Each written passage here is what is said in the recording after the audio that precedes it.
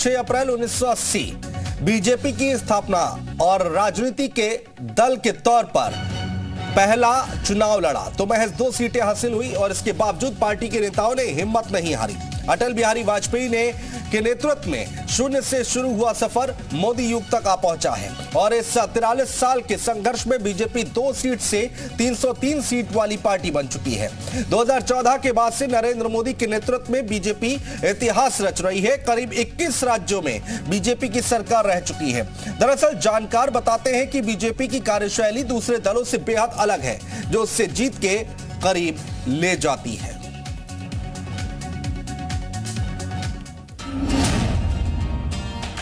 छह अप्रैल को बीजेपी ने अपना 44वां स्थापना दिवस मनाया। बीजेपी गुरुवार को 43 साल की हो गई। दिल्ली से लेकर लखनऊ, काशी, गोरखपुर, देहरादून समेत देश भर में बीजेपी दफ्तरों में कार्यक्रमों का आयोजन किया गया।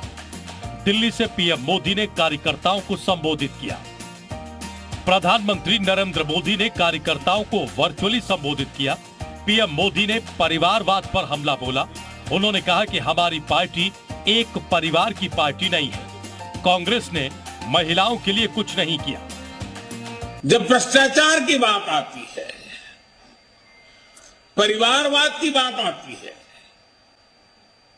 कानून व्यवस्था की बात आती है, तो भाजपा उतनी ही संकल्पबद्ध हो जाती है मां भारती को इन बुराइयों से मुक्ति दिलाने के लिए। वहीं 44वें स्थापना दिवस के मौके पर बीजेपी के राष्ट्रीय अध्यक्ष जेपी नड्डा ने पार्टी मुख्यालय पर झंडा फहराया। आपको बता दें कि बीजेपी की स्थापना 6 अप्रैल 1980 को हुई थी। इधर यूपी में बीजेपी के 44वें स्थापना दिवस के मौके पर कई कार्यक्रम आयोजित किए गए। सीएम योगी ने ट्वीट करके बीजेपी के 44वें स्थापना दिवस की सभी राष्ट्रवादी कार्यकर्ताओं को हार्दिक बधाई दी। उन्होंने लिखा कि माननीय राष्ट्रीय अध्यक्ष श्री जेपी नड्डा जी के यशस्वी नेतृत्व में हम सभी सेवा ही संगठन को चरितार्थ करते हुए समाज के अंतिम पायदान पर खड़े प्रत्येक व्यक्ति के उत्थान के लिए प्रतिबद्ध हैं। 6 अप्रैल से ही बीजेपी 14 अप्रैल तक सामाजिक न्याय सप्ताह मनाएगी। सामाजिक न्याय सप्ताह के तहत 7 अप्रैल को सभी शहरों में स्वास्थ्य शिविर का आयोजन किया जाएगा। साथ ही 14 अप्रैल तक बीजेपी प्रदेश भर में अलग अलग कार्यक्रमों का आयोजन करेगी। बीजेपी कार्यकर्ता बूथ लेवल पर जाकर पिछड़ा वर्ग, अनुसूचित जाति, अनुसूचित जनजाति के लोगों के बीच जाएंगे, उनके साथ चर्चा करेंगे और उनकी समस्याओं को सुनेंगे। सामाजिक न्याय सप्ताह आज से ही शुरुआत हो रहा है और 14 अप्रैल तक सभी कार्यकर्ता बूथ स्तर तक जाकर के सभी जो हमारे दलित समाज के भाई बहन है, एसटी समाज के भाई बहन है, ओबीसी समाज के भाई बहन है, सबको सामाजिक समरसता की भावना के साथ उनके साथ बैठेंगे, उनसे अपनी बातें साझा करेंगे और पार्टी की रीति नीतियों तक उन तक पहुंचाने का काम। वाराणसी में बीजेपी स्थापना दिवस के मौके पर कार्यक्रम का आयोजन किया गया। मंत्री रविंद्र जायसवाल ने कार्यकर्ताओं के साथ झंडा फहराया। उधर देहरादून में प्रदेश बीजेपी कार्यालय में सीएम पुष्कर सिंह धामी और प्रदेश बीजेपी अध्यक्ष महेंद्र भट्ट ने पार्टी का झंडा फहराया और प्रधानमंत्री नरेंद्र मोदी का संबोधन सुना। देश के प्रधानमंत्री, हम सबके वरिष्ठ नेता आदरणीय मोदी जी द्वारा जो उद्बोधन हुआ वो हम सब के लिए प्रेरणा स्रोत है। खासतौर पर उनके 2-3 मंत्र जो बड़े महत्वपूर्ण है। एक तो जनता का दिल जीतना है, इसके साथ समर्पण भाव से समाज के बीच में काम करना है, चाहे जनप्रतिनिधि हो चाहे हमारा कार्यकर्ता हो। और इसी मुद्दे पर बातचीत करने के लिए हमारे साथ खास पैनल जुड़ रहा है। हमारे साथ अवनीश त्यागी जी जुड़ रहे हैं, प्रवक्ता है भारतीय जनता पार्टी से। डॉक्टर अभिषेक राय जी हैं, प्रवक्ता समाजवादी पार्टी से। आप दोनों का बहुत स्वागत है। हमारे साथ राज शर्मा जी जुड़ चुके हैं, प्रवक्ता है कांग्रेस पार्टी से। शर्मा जी स्वागत है। रजिक वदूत जी है, राजनीतिक विश्लेषक हमारे साथ हैं। वदूत साहब स्वागत है। संदीप श्रीवास्तव जी राजनीतिक विश्लेषक हमारे साथ हैं, आपका भी बहुत स्वागत है। सबसे पहले राजनीतिक विश्लेषक रजिक का वदूत जी से शुरुआत करेंगे। वदूत साहब, ये 43 साल का सफर भारतीय जनता पार्टी का, इसको आप कैसे देखते हैं? अगर इसका विश्लेषण करना चाहें तो कैसे देखा जाए इस पूरे सफर को? देखिए 43 साल का जो सफर है निश्चित ही एक सराहनीय सफर माना जाएगा। एक बड़ी ऊंचा आज 303 की ताकत पे पहुंचे, 21 से ज्यादा राज्यों में अपनी किसी भी तरह से सही की सरकार बनाई, एक बड़ा संगठन खड़ा किया है।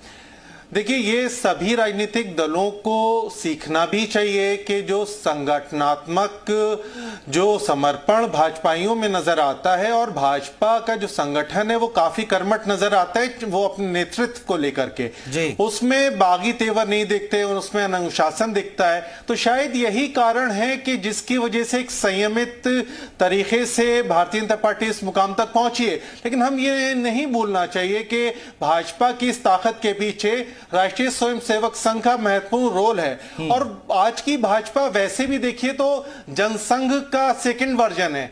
असल में तो ये सारी जो कवायद है वो जनसंघ से शुरू होती है और जनसंघ जो है 80 के बाद जो है उसको भारतीय जनता पार्टी के स्वरूप में ढाला जाता है।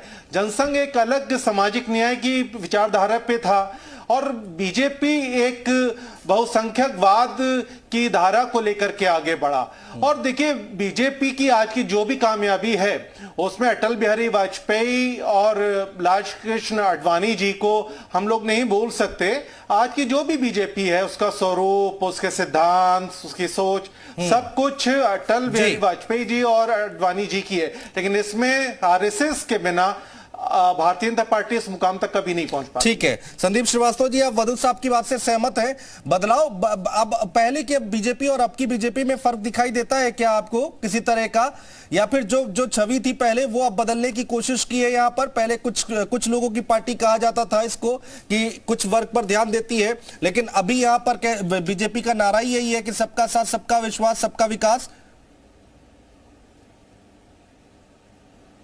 देखिए अगर पार्टी की सदस्य संख्या देखिए और जो कार्यकर्ताओं की इसकी संख्या है और किस वजह से ये बीजेपी का अगर उदय की बात करते हैं अनुज जी आप, तो इस देश में बोफोर्स एक बड़ा कांड हुआ था, आपको मालूम होगा। उसमें भ्रष्टाचार बहुत बड़ा इशू बना था। उसके बाद 89 में जब सरकार राजीव गांधी की जाती है उसके बाद जिस तरीके से बीजेपी का उदय होना शुरू होता है और 96 में जब अटल बिहारी जी सरकार बनाते हैं लेकिन कुछ कारणों से उनकी सरकार बहुमत नहीं प्राप्त कर पाती और गिर जाती है। उसके बाद फिर एक बार जयललिता की वजह से वो सरकार गिरा दी जाती है। उसमें जो एक महत्वपूर्ण बिंदु था वो उड़ीसा के तत्कालीन जो मुख्यमंत्री थे उन्होंने इस्तीफा नहीं दिया लोकसभा से, जिसकी वजह से वो भाजपा की सरकार जो है एक सीट से वो हार गई।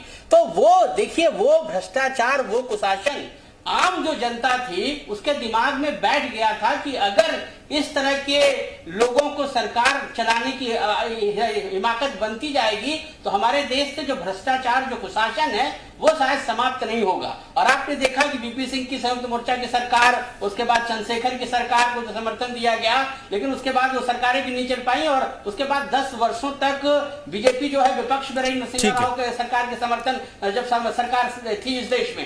लेकिन उसके बाद जब बीजेपी आती है तो जिस तरीके से उसने वापसी की है उसमें उसके कार्यकर्ता और उसकी जो ईमानदारी के साथ जो लगन, प्रतिष्ठा, जो इस तरीके से लोगों ने काम किया, उस काम को जनता ने सराहा, उस काम को जनता ने आशीर्वाद दिया और उसके बाद वो सरकार अपने चरम पे है। 2 सीट वाली पार्टी आज 303 सीटों के साथ। ठीक है डॉक्टर साहब के पास चलेंगे, डॉक्टर अभिषेक राय के पास चलेंगे, प्रवक्ता है समाजवादी पार्टी के।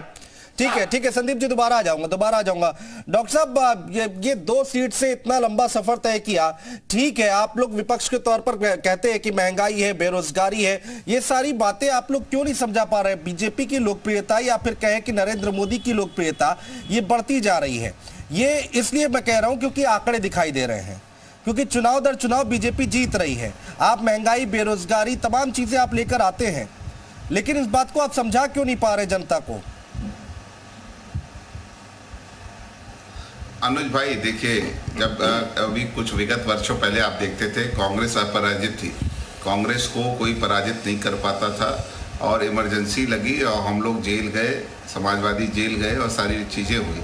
उसके बाद आज कांग्रेस का क्या हश्र है आप बता दिए। 10 साल अभी 2004 से 14 तक कांग्रेस की सरकार थी ना, भाजपा कहाँ थी? गायब थी।